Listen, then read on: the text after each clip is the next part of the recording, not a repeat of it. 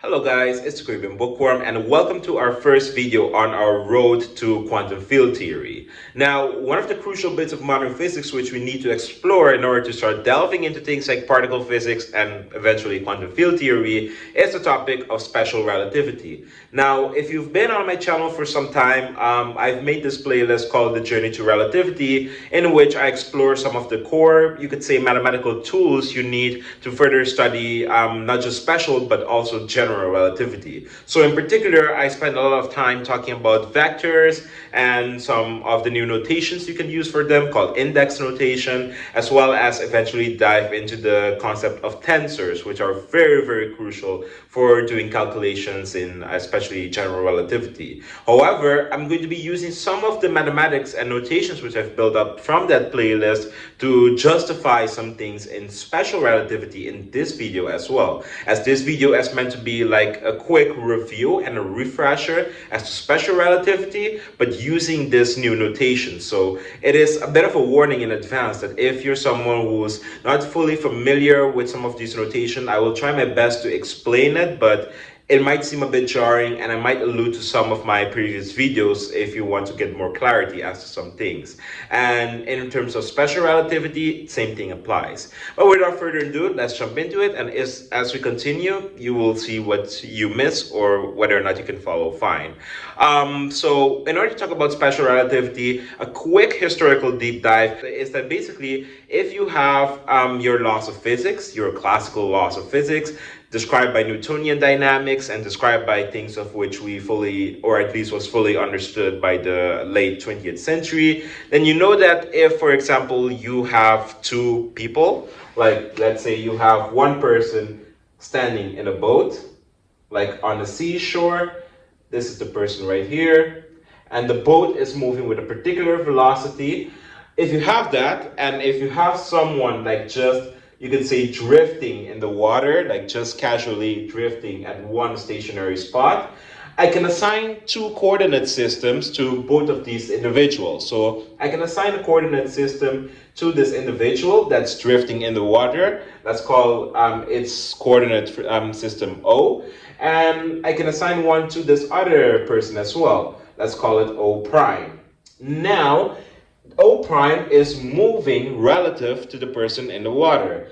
He or she is moving with a velocity v, a relative velocity between the two coordinate systems. So if this coordinate system is, you could say, centered at the person drifting in the water, then, and this coordinate system O prime is like following this person right here, then it is moving, you can see, with a velocity v relative to O. What we know about this is that if we want to know, for example, something like an explosion or the position of a meteorite that's falling from the sky, like a meteorite is hurtling down in this direction, then we know that if we know the position of this meteorite exactly from the reference frame or from the coordinate system of observer in the water, just drifting still, then you can change basically the coordinates in one way or another to see what its components will look like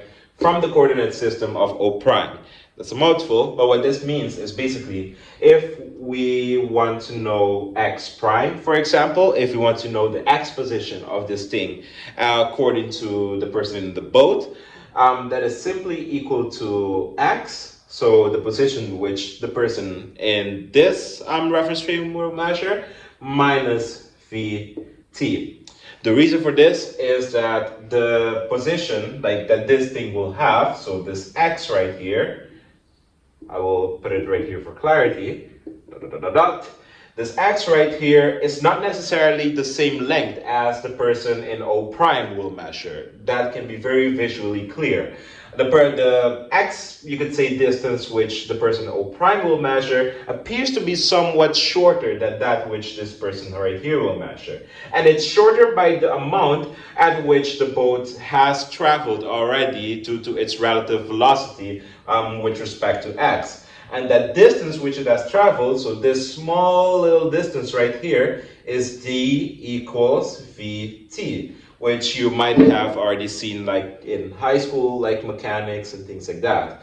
So in order to know the x position which the person in the boat will measure for this meteorite, we have to subtract that small distance which it already traveled from basically the one which the person actually sees of the meteorite, the stationary person. Now for the time, well, at least classically in our day-to-day experiences, well, they should both agree on the time at which this thing is hurtling through. So that if the time at which this thing is hurtling through, say, is 8 minutes, so they've seen it for 8 minutes hurtling through the atmosphere, then both of them will agree that just 8 minutes have passed, and that makes perfect sense in our day-to-day intuition. However, enter Albert Einstein. Albert Einstein, in the late 19th century and the early 20th century, was working on the theories of electromagnetism. He was very interested by the work of James Clerk Maxwell and explored the Maxwell's equations and their implications as to electromagnetic waves. And what Albert Einstein found was that basically, if you look closely at those equations, you can pretty much find that electromagnetic waves, well, firstly, travel at the speed of light, especially if you plug in some of the constants that are used to describe it. But secondly, he found that, well, the speed of light, the manner in which it's expressed at least, so that we're going to put this at the side for a moment, so ignore it. The manner in which the speed of light is explored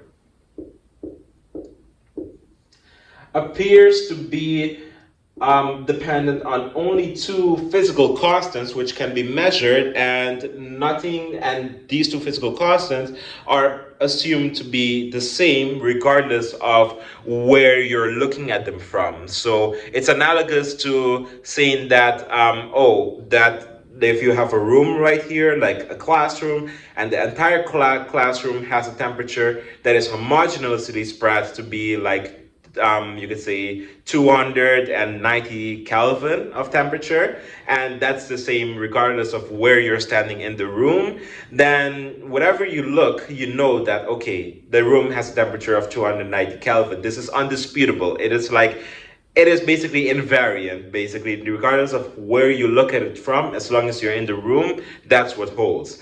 This is the same thing which you notice for the speed of light right here. These two constants are the same, regardless of where you're looking at it from. So in essence, the speed of light itself must be invariant.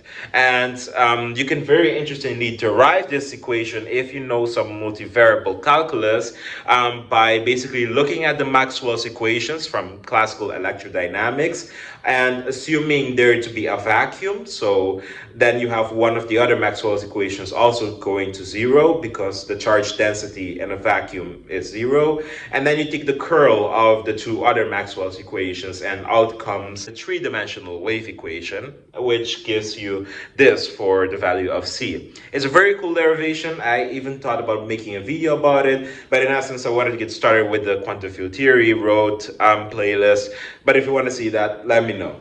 But in essence, Einstein found this, and this has a very interesting implications. It already tells you that if the speed of light is invariant, and everyone agrees on it, every initial observer at least agrees on it, initial observer being reference frames or coordinate systems moving at constant velocity relative to each other, if they all agree on the same speed c, that means that suddenly space is acting a bit weirdly. Because, for example, if you're standing in a train and you're like, you can say, if you turn on a flashlight, that flashlight sends out photons that move at the speed, approximately at the speed c, because even though it's not in a vacuum, light moves pretty dang fast, so it moves approximately at c.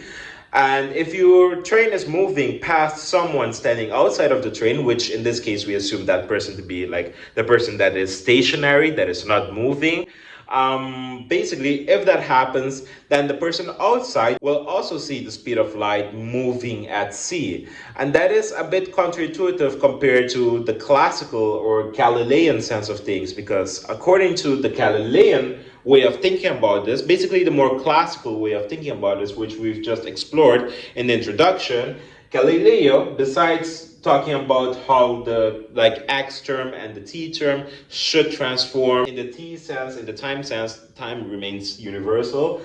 In the velocity sense, there's also a small difference. If we assume that this meteorite is hurtling at the velocity of u, as seen at least by the stationary observer in this sense, so the person with the reference frame we denote it to be O, then there is a way at which you can find, at least in the classical sense, the velocity which the person in O prime will see, and whether or not that might be varying. And what you will find is that the velocity which this person, this moving reference frame, will see for the velocity of the meteorite is equal to the velocity which the observer sees in this case, so u, minus the relative velocity, in this case be v. So this is what the person in the boat will measure for the velocity of this meteorite compared to what the person here will basically measure.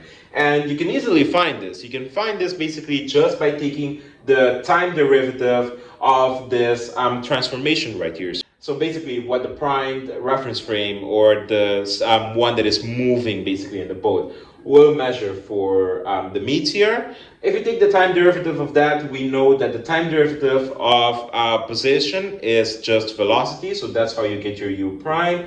And that is equal to the time derivative of this, which is the time derivative of you could say just the x in this case, u, basically giving you the velocity of the x, minus the time derivative of this, it is v times t. If I take the time derivative of this, the t just goes away and you're remaining with v. A small but crucial assumption is made when doing this derivation, and that is basically that if we take the time derivative on the left hand side, so of this thing right here of x prime, which in this case, in order to get u prime, you have to take the dt prime.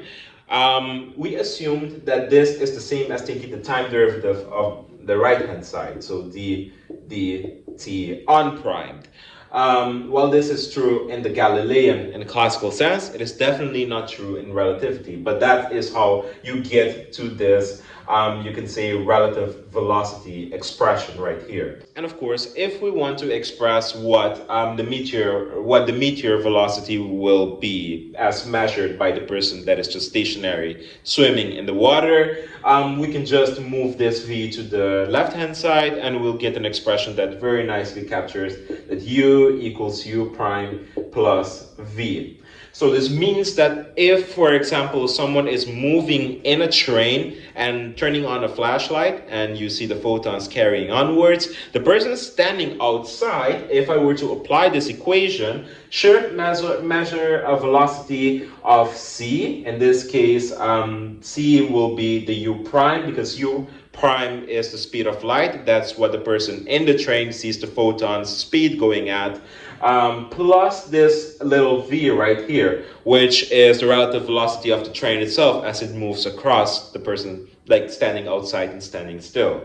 However, this is exactly not the case. What Einstein found from looking at the Maxwell's equations is that this value of c right here should be the same regardless of which reference frame you're looking at it from. So in this case, u prime is equal to c, so the person in the train sees the speed of light going at c, and the person outside the train also sees the speed of light going at c. So this means that there's a different transformation rule for the velocities in special relativity. All of this alludes and points towards the fact that the simple fact that Einstein postulated that the speed of light should be invariant regardless of the reference frame, as well as another thing that is basically says that the laws of physics should basically be the same in all reference frame. This is the principle of relativity. These two things led to the major development of the field, which was special relativity. So that's a bit of the historical justification, and now let's go to some actual, like you can say, derivations of some of the ideas.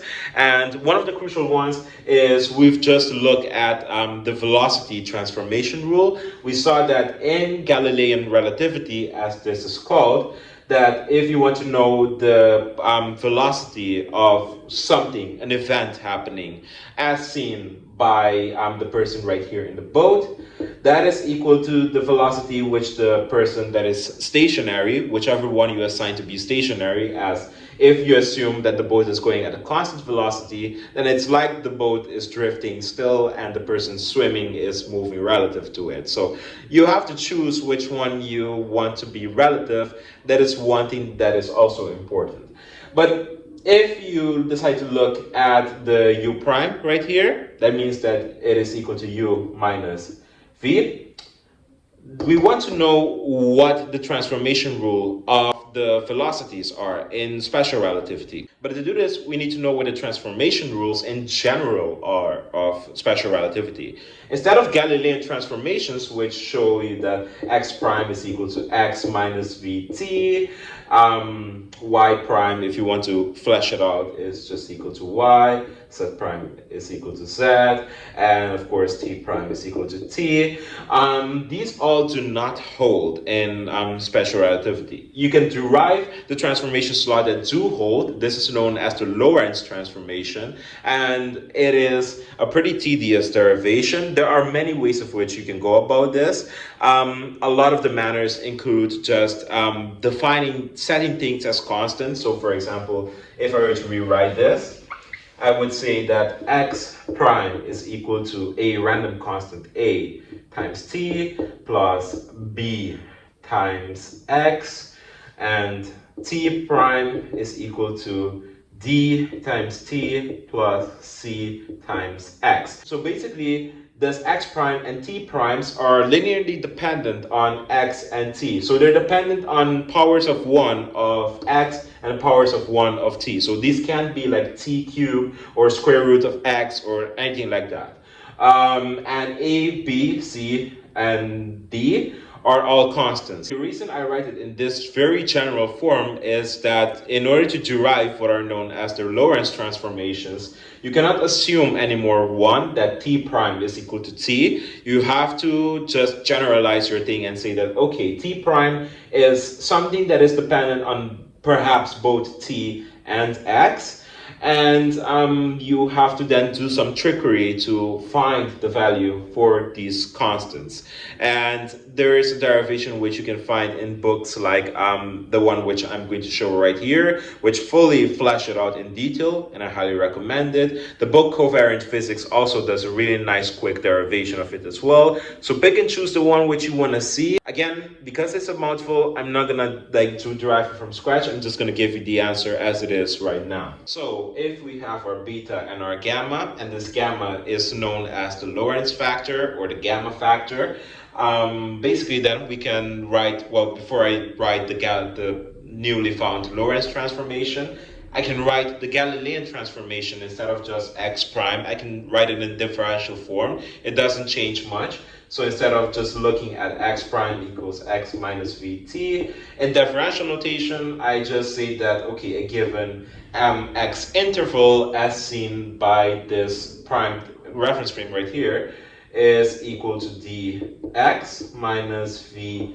dt. So we're looking at intervals basically instead of just values of your coordinate system. It's the same thing, but now for the Lorentz transformations, what I get from my dx prime is roughly the same thing, so just this, but multiplied all by one particular thing right here, which is this gamma factor. Now the derivation for this, again, as I've mentioned, could be a bit involved, but this is the answer which you will definitely get. And this shows you that this Lorentz transformation, well, it seems like the Galilean transformation, which we wrote earlier, which is in the classical sense, appears to be, well, kind of the same thing, but just if we set that gamma equal to 1, and there is a way definitely which that is done in nature especially, and that is because if you have relative velocities between reference frames in which the v is much smaller than the speed of light in a vacuum c, then this thing becomes basically 1 minus a very small number, which is approximately 0. So it becomes 1 over the square root of 1, which is just 1, and at very low, or as you'd say, non-relativistic speeds. And this is how and why in the classical sense. A lot of times, if you just set this gamma equal to 1, then you obtain your Galilean transformation back. Now, the same thing goes with time. So the result in which you get for time is a bit less intuitive, but is the following. So you obtain this following result as the Lorentz transformation for time. And basically, if we have non-relativistic speed, so if v is much, much smaller than c, then you can see right here that this thing, this fraction right here goes to 0. So that means that this contribution already falls out. And gamma is approximately equal to 1. So basically, dt prime will then be roughly equal to dt, which is what you observe in the classical sense, that our two time intervals, our two clocks or stopwatches that we use, should measure the same thing for that meteor, like hurtling towards us. So these are nice. These are the Lorentz transformation, and from them we can find the velocity addition rule that holds basically in special relativity, and we can do that in a very hand wavy manner by finding basically the ratio between dx prime and dt prime. It is not very mathematically rigorous, but it gives us the right answer. So if we do that, we obtain the following. I'm going to erase the board.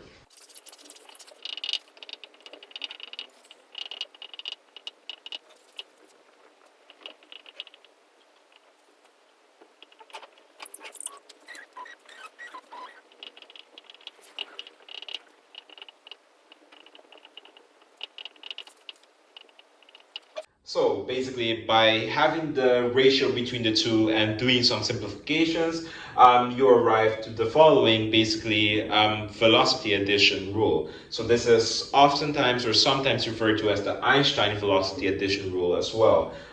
So this gives us what the velocity will look like for the primed reference frames in terms of, well, special relativity. And it is almost the same as the one which we obtained in Galilean relativity, so u prime being equal to u minus v, with the only exception being that we have this thing, we have a fraction and something in the denominator that is 1 minus the relative velocity between the two reference frame and the velocity of the thing, so the event or the object basically moving as perceived by the unprimed reference frame. All of that divided by the speed of light squared. So this is nice. This is one of the things which is definitely going to come of use in later, we could say, bits of, well, dealing with stuff with relativity. And almost a similar argument and derivation can be made as well if you want to know the velocity of something, or let's say of something that you assume to be like a stationary observer. So you want the velocity of u basically, but expressed in terms of the velocity of u prime. You can find a very similar derivation and you'd come to roughly the same thing.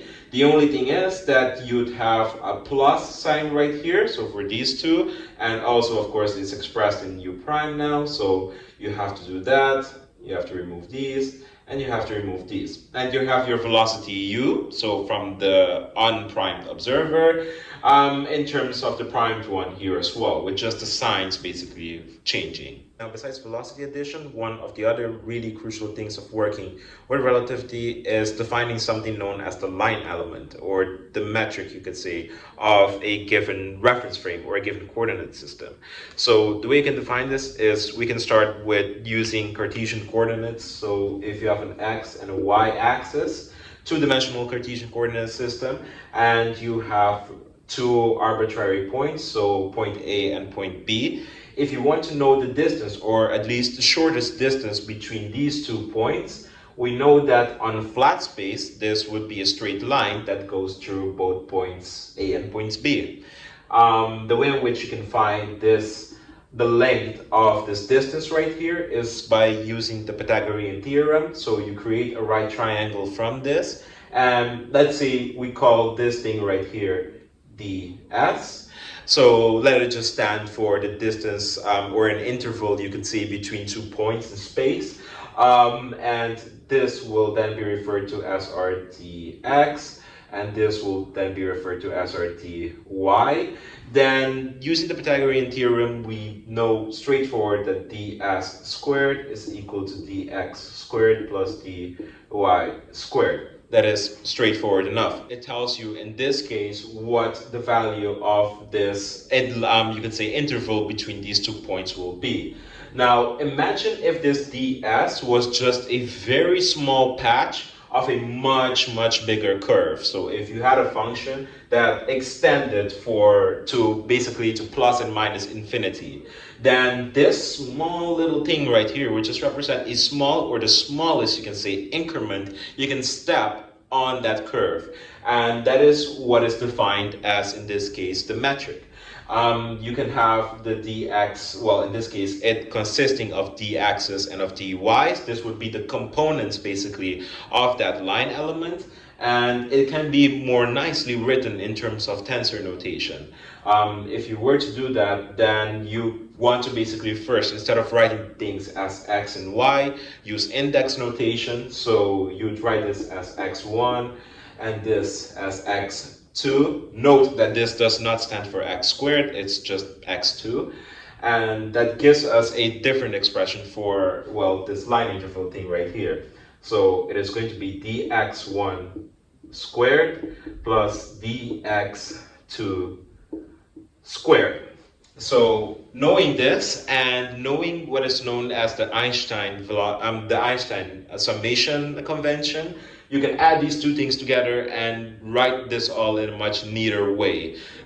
If you're unclear about the Einstein summation convention, you can check out the first video I did on the journey to relativity a bit towards the end, and you can see how you can get to it. Right now I'm going to quickly jump into it. That is basically, if you have the square of an object with an index, that basically means that you have the object with the index, so dx1, multiplied by itself, dx1. So you have this repeating twice, and this basically is the same as writing this squared.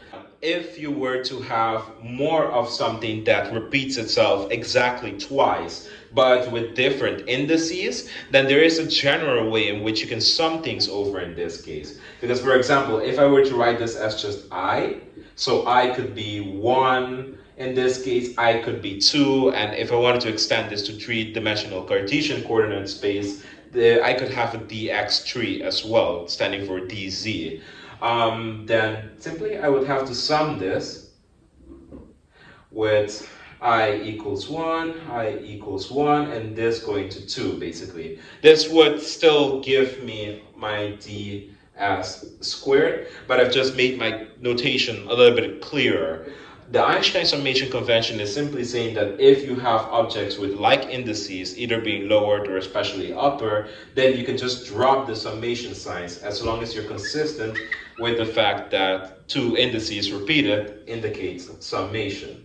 So using this notation right here, we can write this metric for this thing much more neatly, the line element that is, as dxi, dxi.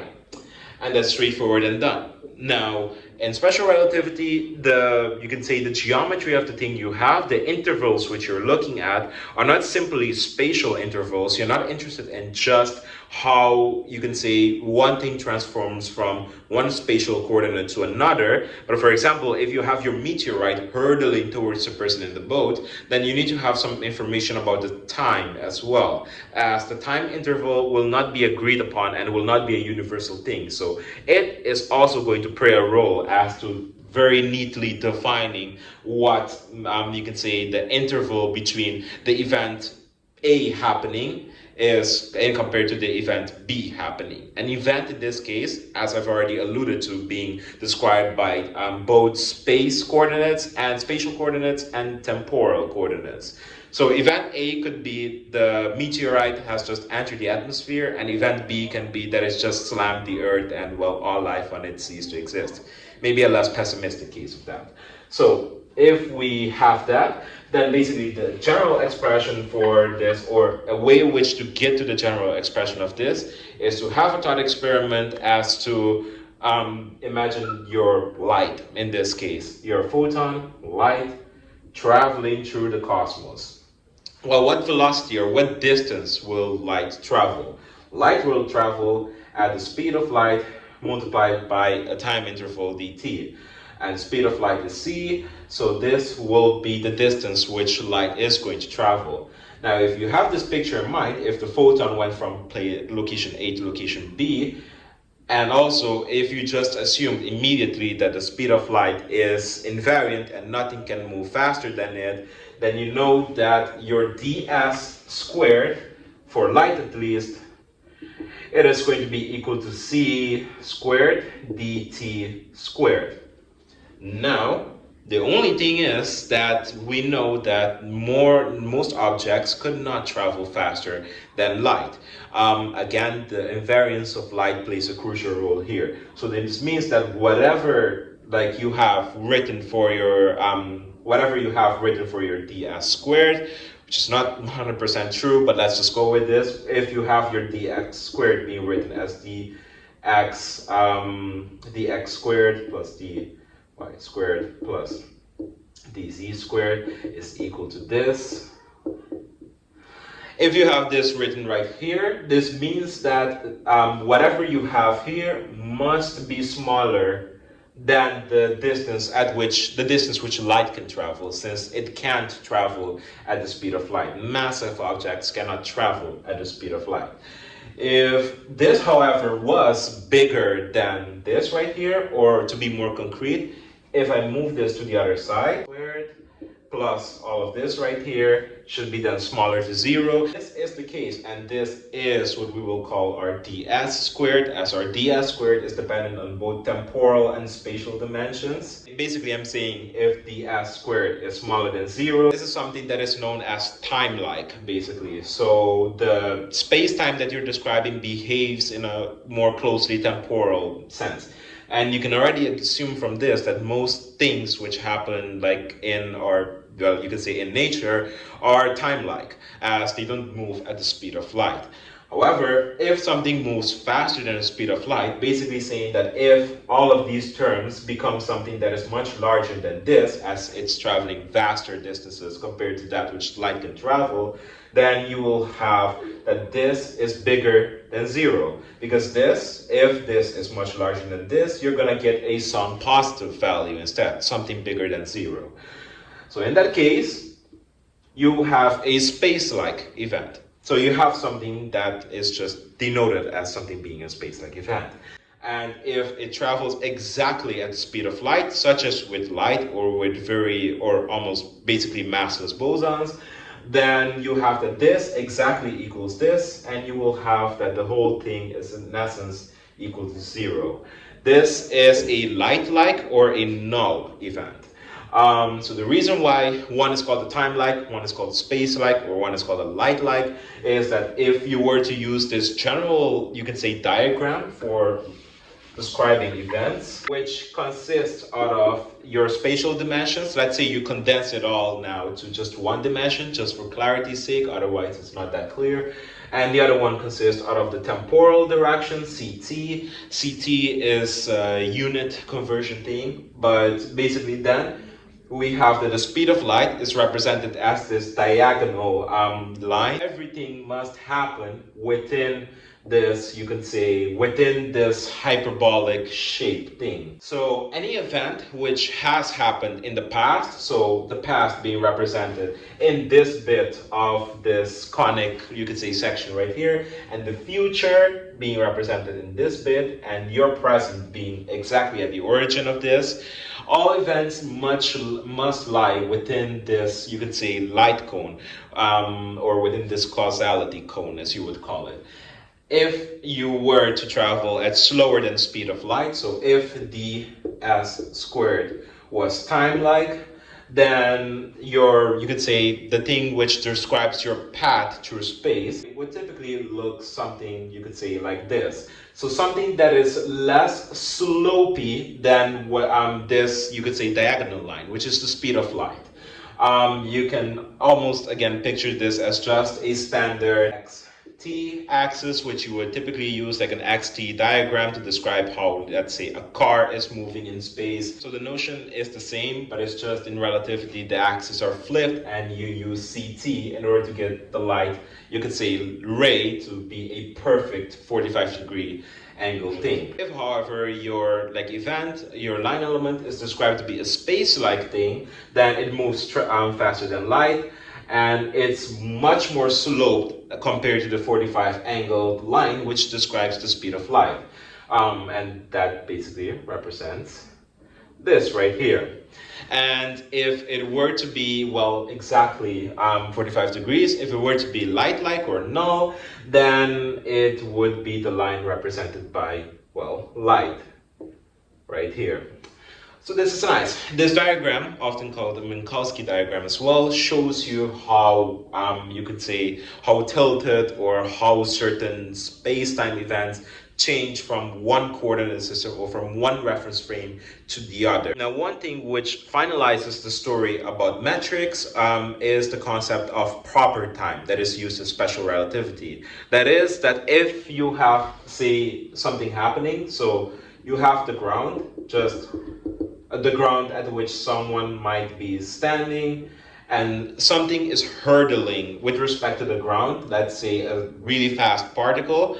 The particle is moving, well, with any given velocity. The velocity doesn't matter in this case, but you have two reference frames in this case. You have the reference frame of the particle itself, which we will call O prime, and you have the frame of the person standing on the ground, which again we call O in this case. Now, you have two reference frames, and you can describe the motion of this ball as basically looking at it with respect to its own reference frame or the reference frame of someone looking at it from the ground. So if you were to look at it as someone looking at the ball from the ground, so from the unprimed reference frame, then this particle would have a relative velocity compared to you. You would see it as moving. However, of course, if you flip the game, then you'd see that if you were from the particle's reference frame, then it would appear as if, especially if you're maintaining constant velocity, it would appear as if you're standing still and everything else is moving with respect to you. Like if you're sitting in a train or sitting in a car and you're seeing things whizzing past you. Same thing. And if you want to describe things happening in the reference frame of the particle in this case, so if you're assuming that the particle is the thing standing still and everything else is moving, then the metric of this thing would have a very particular notation. It would appear then, as you remember earlier, ds squared is equal to minus the metric as described by the reference frame of this point-like particle in its own reference frame would have this shape right here, as we've seen and defined this to be the metric in terms of special relativity. But with respect to itself, it is actually not moving. So all of these spatial terms right here should basically boil down to being zero, as it perceives itself as basically standing still. That is its rest frames. So basically you're looking at the particle in terms of its own rest frame. The only thing then that is left is that there is a temporal component bit right here. And the time interval which the thing experiences, instead of being called dt prime, it will be called d tau, Greek letter tau prime. This tau being the thing which we define to be proper time. It is basically the time of the thing, whatever it is, as experienced in its own rest frame. So if this is true, if this is the metric as described by the rest frame of something happening, in this case the ball, then ds squared is equal to minus c squared d tau squared. This gives you in principle the exact definition of what the line element would be in special relativity.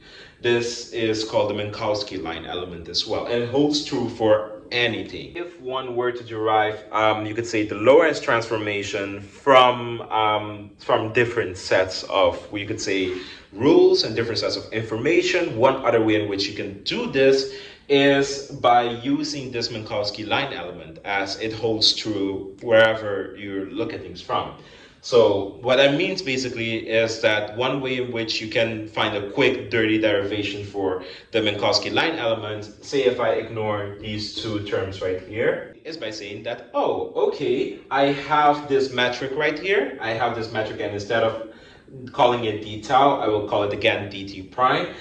It is supposed to be equal to minus c squared t unprimed squared plus dx squared. This is the line element as described by the unprimed observer. These two things equate each other, and with that you can derive everything else again. This is the use of the proper time, and using it we can actually derive two of the most interesting things which come out of special relativity, which is time dilation and length contraction. With time dilation we can do it in the following manner. If we know that the metric ds squared is always, in the case of Minkowski spacetime, equal to d tau squared, and we know that this thing, if we use one of the two reference frames which we're interested, let's say the unprimed one in this case, if that is equal to this right here, then we can substitute our definition for, you can say ds squared. And for finding time dilation, it means that you're in a given reference frame and you want to know how much the time interval measured by you delays in compared to that measured by something else that is moving at let's say at very high relativistic speeds. The thing moving at very high relativistic speeds, let's say that thing's time interval is d tau, the proper time, and the thing which you want to know, the time delay which you're going to measure, is going to be given by this dt regular. That means that we want to express and rearrange things in order to find for, well, this dt right here, what that would be. So in order to do the rearrangement, we're going to fraction out dt on this side of the equation first. So from here on, what you do is divide both sides by dt squared, and you get, well, minus c squared d tau over dt squared. And if you divide, of course, this goes away and you just get minus c squared plus this right here. You get minus c squared plus this thing right here. Now, what's kind of nice is that you can already see that this dx over dt is equal to v, a given velocity, any velocity. So you can substitute that in here and say that this is just equal to v squared. So having done this, now what we can do next up is simply divide both sides by minus c squared. So that gives us on this end just 1. And here it gives us 1 as well. And right here we have to do v squared over minus c squared. So that's going to give minus v squared over c squared. This is very nice. We're very close to getting something interesting. Now, if we want to get our dt, if this was a regular fraction, which we are going to treat it as such, of course, which is, again, not very mathematically legal, the way in which you can just flip the two things, the numerator and the denominator, is just by doing 1 over that fraction. So if we do that, we get dt squared over d tau squared is equal to 1 over. Now this is interesting, as basically what we just found right here is actually the gamma factor squared. As we said that gamma was equal to just 1 over the square root of 1 minus v squared over c squared. In this case we have almost the same thing but without the square root. So this is definitely gamma squared. So we're writing that. We now get that finally dt squared is equal to gamma squared times d tau squared. That means now that basically if I want to find the time interval as measured from another observer that sees something moving at relativistic speeds, I take the square root on both sides and just remove these two things right here, and ignoring the negative solution, I get basically this, which is the time dilation equation. It's the equation that tells you that, oh, if something is moving at very, very, very high relativistic velocities, although it is going to continue to experience time at its normal pace, so at d tau, someone else looking at it is going to see its time like dilated so much as gamma is going to increase further and further more. That's basically the v squared over c squared, or basically the beta term squared, is going to get closer and closer and closer to 1. And if that beta term, if gamma is equal to 1 over 1 minus beta squared, the closer this thing comes to 1, the closer beta squared comes to 1, the smaller the number in the denominator will be. So you will have 1 divided by a much smaller number, which is going to give a gamma that is much bigger than 1. The other effect of using special relativity is length contraction. So if something, again, moving at very relativistic velocities has a particular dimension of length, then the perceived length of this thing, according to someone that is not moving at relativistic velocities, will appear to be shortened in contrast to the thing that is actually moving, observing its length to, well, be somewhat the same. We can get a rough idea of this by, again, looking at our simplified diagram. So say we have a primed reference frame right here, and we have an unprimed reference frame right here. The primed reference frame is moving with a velocity v, while the unprimed one is assumed to be the stationary thing now. Now, in general, whether or not the thing is moving, whether or not O prime is moving or O is moving, we're going to introduce a third thing into this whole, like, the scenario right here, and that is you can say an iron bar. An iron bar that has a length 0.